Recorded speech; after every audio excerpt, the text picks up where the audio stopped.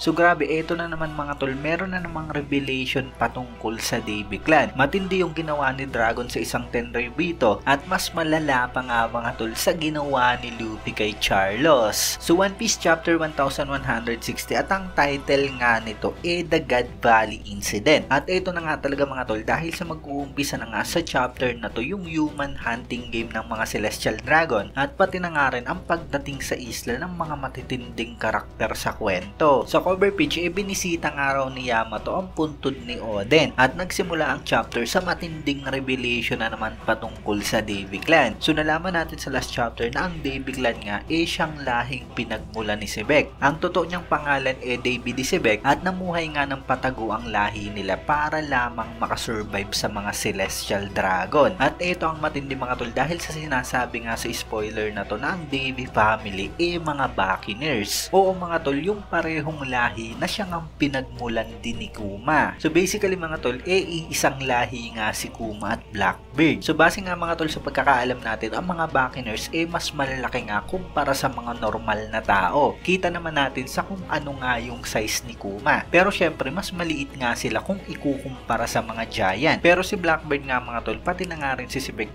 masasabi natin na parang nasa height lamang ng isang normal na tao. Mas malaki nga lang si Blackbeard ng konti sa mga Admiral at mas malaki pa nga si Oden kaysa sa kanya. Lalo na nga si Kuma na isang Buccaneer na talaga namang mas napakalaki nga kay Blackbeard. Kaya para bang mahirap na nga ngayon i-distinguish yung kaibahan ng normal na tao sa isang Buccaneer. Anyway, tuloy tayo mga tol. Makikita na nga raw natin sa chapter na to ang nanay ni Blackbeard. At sinasabi nga dito sa spoiler na Messi daw ito. Hindi ko sure kung pangalan ba yung Messi o literal na madungis nga ito. Cut naman tayo sa nanay ni Shamrock at Shanks kung saan talagang nakikiusap nga ito kay Dragon na ito na nga raw ang bahala sa future ng dalawa niyang anak. Pero kasabay nga niyan mga tol, nagsimula na ang human hunting game. Pero mula nga dyan mga tol, ito ang matindi dahil sa binaril nga ni Monkey D. Dragon ng isang Celestial Dragon para sagipin si Kuma. So grabe mga tol ang ginawang ito ni Monkey D. Dragon dahil sa binaril niya nga ang Celestial Dragon. Masasabi natin na mas matindi pa nga ito sa ginawang pagsapak ni Luffy kay Charlos at hindi nga natin alam ang lagay ng Celestial Dragon. Dahil sa binaril ito ni Dragon, maaaring namatay nga ito. So wala nang ang balikan ng ginawang to ni Dragon mga tol. At kung napatay niya nga ang Celestial Dragon, maaaring isa nga ito sa mga krimen na nagawa niya. Kaya rin siguro siya tinawag na most dangerous criminal. Well, naprotektahan niya nga mga tol si Kuma na later on naging isa nga sa mga commander ng Revolutionary Army. At maaaring yun na nga rin mga tol yung dahilan at masasabi natin na talagang napaka-loyal nga ni Kuma kay Dragon. So bali magkakaroon nga raw tayo sa chapter na to ng retro sa chapter 1096. At bali yun nga yung chapter mga tol kung saan dumating na nga dyan sa God Valley ang Rox Pirates, Roger Pirates, pati na nga rin si Garp. So mukhang may mga babaguhin nga ng konti mga tol o kaya naman may idadagdag nga si Oda. Papakalala na nga rin daw sa chapter na to mga tol ang mga God's Knight at ang isang araw sa mga bagong God's Knight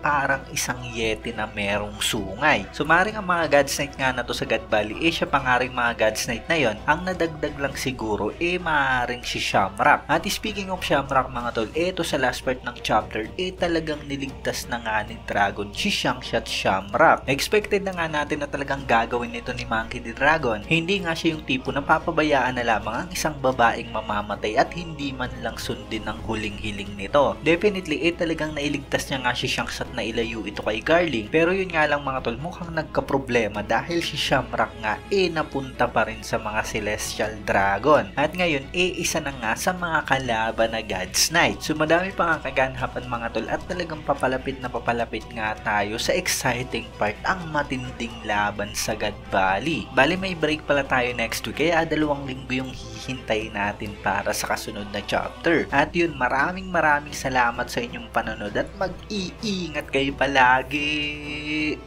Dagang!